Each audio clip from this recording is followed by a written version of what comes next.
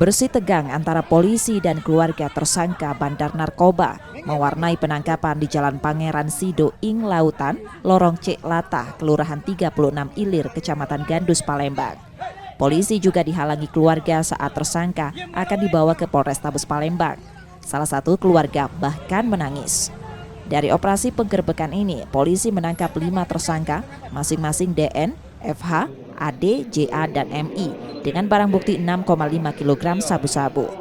Polisi menerangkan operasi penggerbekan dilakukan setelah polisi mendapat laporan dan informasi terkait aktivitas penyalahgunaan narkoba di lokasi tersebut.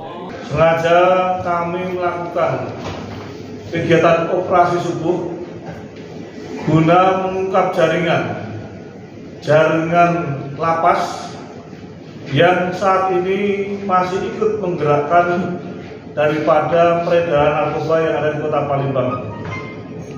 Kita berhasil melakukan penangkapan sabu seberat 6,5 atau 6,5 kg setelah kita melakukan operasi subuh pada 4 TKP. Kelima tersangka kini masih ditahan di Polrestabes Palembang dan terancam hukuman penjara seumur hidup atau hukuman mati. Yudi Kiswanto, Kompas TV, Palembang, Sumatera Selatan.